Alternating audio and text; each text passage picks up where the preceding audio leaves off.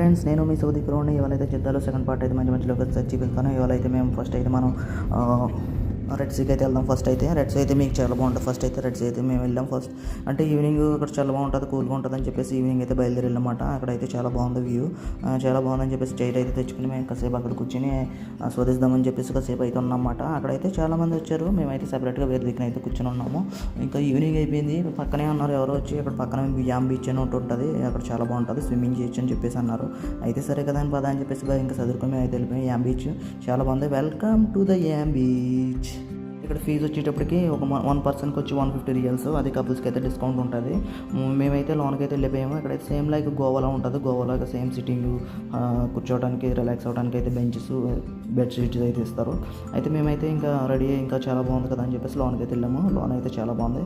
Swimming చేస్తే అలా కూర్చొని ఉన్నాం. కాసేపు అయితే స్విమ్ చేసి మళ్ళీ బయటకు వచ్చి కూర్చొని మళ్ళీ స్విమ్ చేసి లోన్ అయితే చాలా బాగుంటుంది. ఉయ్యాలు కింద వస్తారు, ఉయ్యాల్లో ఫోటోలు దిగాము. అక్కడ ఫొటోస్ అయితే నాట్ అలౌడ్, ఎవరో దిగుతుంటే మేము వాళ్ళ దగ్గర దిగమాట.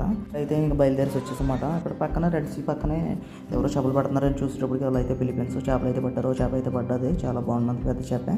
అయితే వాళ్ళు అయితే వండుకుని తినేస్తారు. అమ్మటాలు ఏం చేయరు మామూలుగా. ఇక్కడైతే మామూలుగా టైం పాస్కి అయితే పెడుతున్నారు.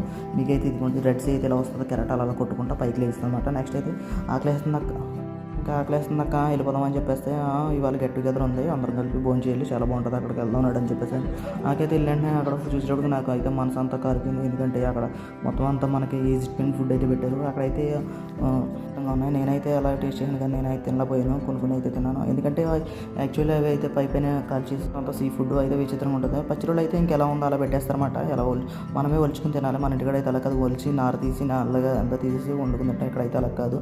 మనమే నీట్గా వండేసిన తర్వాత అయిపోయిన తర్వాత మన ప్లేట్లో పెట్టిన తర్వాత ఒలుచుకుని లోన్ అయితే తినాలి.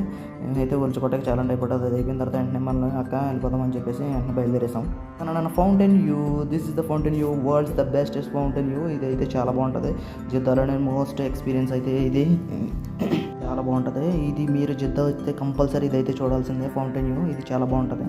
వ్యూ అయితే చాలా బాగుంది. నెక్స్ట్ వచ్చేటప్పటికి మేము ఇంకైతే జిద్దా పార్క్ వెళ్దాం అనుకున్నాం, మాల్కి. అలా వెళ్ళి జిద్దా పార్క్ వెళ్ళి ఆ మాల్ అయితే చూసాము. పెద్ద మాల్ అది, ఐక్యూ కూడా పక్కనే ఉంటుంది. ఆ మాల్లో కాసేపు అలా చూస్తూ అవన్నీ తిరిగి చూసి ఎంజాయ్ చేస్తూ ఇంకా రేపైతే మళ్ళీ మాకు ఇంకా బోర్డు పనులు ఉంటాయి కదా అని చెప్పేసి రేపైతే ప్యాకింగ్ చేసుకోవాలి కదా, ఇక్కడ నుంచి బయలుదేరాలి కార్లో. ఇంకా లగేజ్ చదువుకోవాలి కదా అని పదేసాం. ఇక్కడైతే టైం వచ్చేటప్పటికి 2:47 అయింది. అంటే ఆల్మోస్ట్ ఇండియాలో 5 టైం అవుతుంది, అంటే మార్నింగ్ లేగలే ఇంకా అని చెప్పేసి ఇంకా బయలుదేరేసాం అన్నమాట. అక్కడి నుంచి బయలుదేరేసి మేమైతే రెడీ అవ్వాలి కదా అని చెప్పేసి అనుకుని ఇంకా వెళ్ళిపోయామాట. మీకు ఈ వీడియో నచ్చినట్లయితే సబ్స్క్రైబ్ చేయండి, లైక్ చేయండి, షేర్ చేయండి. Thank you for watching. Good night. Subscribe చేయండి. Next Jeddah to Riyadh.